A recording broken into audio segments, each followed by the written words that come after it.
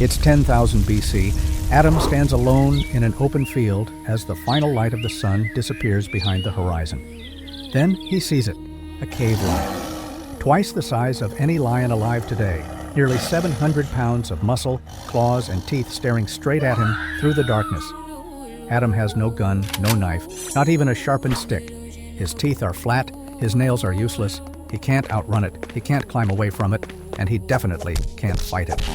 The wind is cold, the grass barely moves, and somewhere behind him, hidden in the darkness, his tribe is sleeping around a weak fire that could go out at any moment. If Adam dies here tonight, no one will remember his name. So why is Adam still alive? How did humans survive when nearly everything on Earth was stronger, faster, and built to kill them? To understand that, you need to understand what the world actually looked like back then. This wasn't nature documentaries and peaceful forests. Prehistoric Earth was terrifying. Every river could hide predators, every cave could already belong to something larger than you, and every night sounded like screaming. For most of human history, humans didn't rule the planet. We hid from it. In 1924, a scientist named Raymond Dart discovered a skull in South Africa that changed the way we understand early humans forever. The skull belonged to a child around 3 years old, and inside the eye sockets were 2 puncture holes perfectly matching the canine teeth of a leopard. That child wasn't unlucky. That child was prey. For millions of years, humans weren't hunters. We were the thing being hunted, and the predators around us weren't just dangerous animals. They were apex killers that had spent millions of years evolving specifically to kill large mammals. First, there was the saber-toothed cat, Smilodon fatalis. 11-inch fangs, 600 pounds, built like a tank made of muscle. It didn't chase prey for long distances, it ambushed. It waited in tall grass or near water, perfectly still, until something walked close enough. Then it exploded forward at nearly 30 miles per hour. One bite to the throat, and it was over. Imagine Adam walking toward a river to drink water, while the entire time something is already watching him from the grass.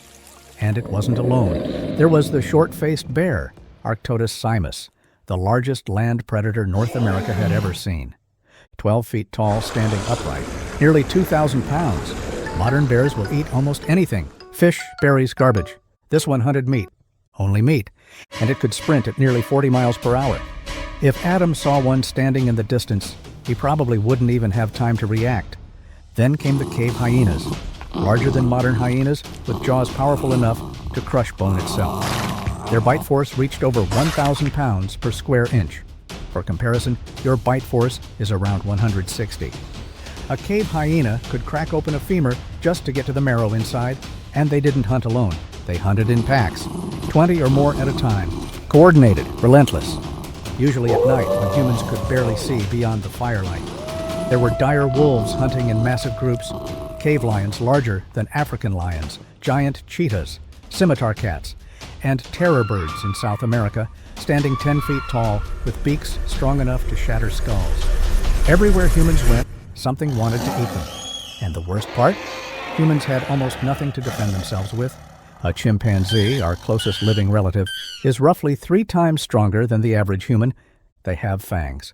They can climb trees in seconds. They can tear flesh apart with their bare hands. And even chimpanzees still get killed by leopards regularly. Humans were weaker, slower. We couldn't see well in the dark. We couldn't smell predators from far away. Our hearing was average at best. We walked upright, which made us easier to spot across open land.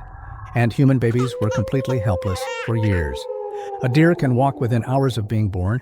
A human baby can barely survive on its own for even a few minutes.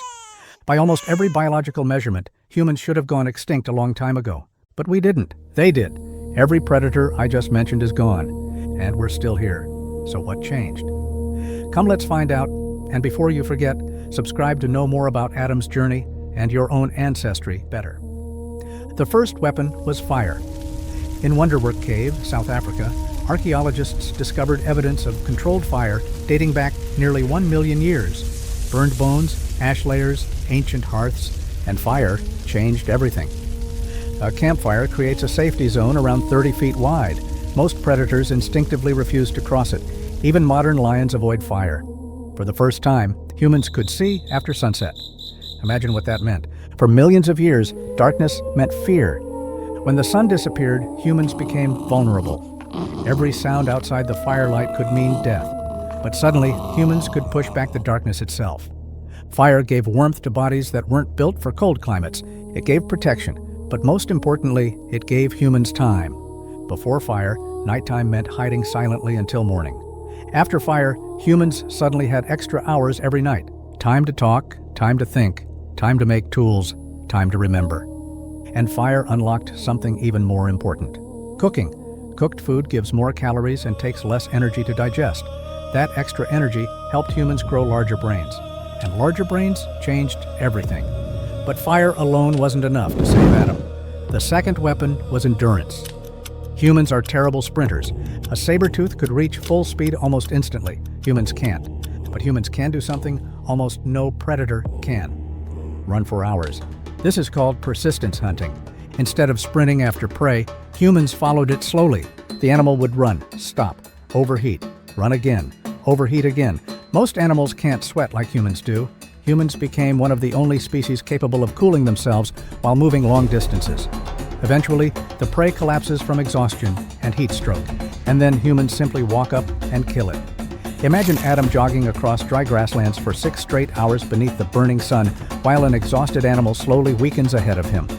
Humans became hunters not because we were stronger, because we could outlast almost anything alive. The third weapon was pattern recognition. Human brains became incredibly good at noticing tiny details: broken branches, fresh tracks, disturbed dirt, a sudden silence in the trees. Every clue meant something. Adam didn't survive because he was fearless. He survived because he noticed things. Humans started studying predators the same way they studied prey. Which animals hunted at dusk? Which ones avoided fire? Which ones hunted alone? Which sounds meant danger? We observed, we remembered, and we taught the next generation. Knowledge started stacking across thousands of years. One generation learns something, the next generation improves it. Over time, that becomes civilization. But the real weapon wasn't fire, or endurance, or intelligence. It was each other. In 2001, archaeologists discovered a skeleton in Dmanisi, Georgia, belonging to an ancient human ancestor nearly 1.8 million years old. The individual had lost every single tooth years before dying. Without teeth, survival should have been impossible. Someone had to feed them. Someone kept them alive. Predators don't do that. A lion missing its teeth dies. Humans protect their weak. In Shanidar Cave, Iraq, researchers discovered a Neanderthal with a crippled arm, blindness in one eye, and severe arthritis. He survived into his 40s. His tribe kept him alive even when he could no longer hunt. That was the difference. Humans didn't just cooperate. We cared. That single trait changed the entire future of Earth. Because once humans began protecting each other instead of abandoning the weak, knowledge stopped dying with individuals. Experience could survive across generations, and humans didn't just attack in groups. We planned. One group drives the animal toward a cliff. Another waits below with spears. Another blocks escape routes. Humans used language to coordinate attacks no predator could understand. Then, around 400,000 years ago, humans developed throwing spears. Suddenly, we could kill from a distance. For the first time in history, predators had to fear us. 5 humans with spears and a plan became more dangerous than a saber-toothed cat. And eventually, something shifted. Humans spread out of Africa into Europe, Asia, Australia, and the Americas. And everywhere humans arrived, giant predators began disappearing. Saber-tooths vanished, cave lions vanished, short-faced bears vanished, terror birds vanished.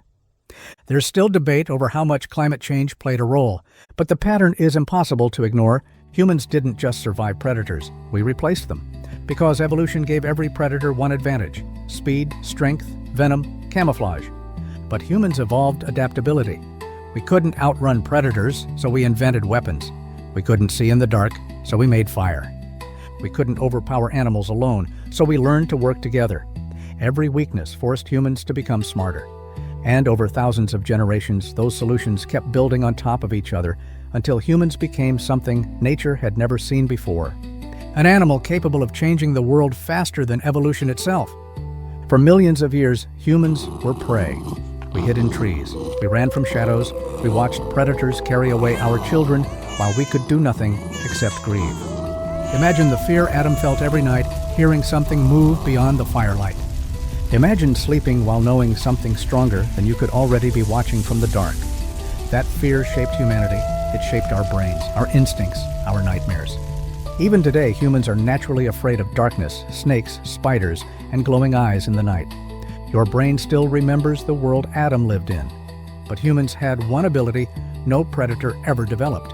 We could learn from our mistakes and then teach the next generation. A saber-tooth could only pass down instincts. Humans could pass down ideas. And ideas are stronger than claws. Over time, that was enough. Check what Adam and his folks did all day long back in 10,000 BC in the next video, and do hit the bell icon to never miss out on the never-explained journey of your ancestors.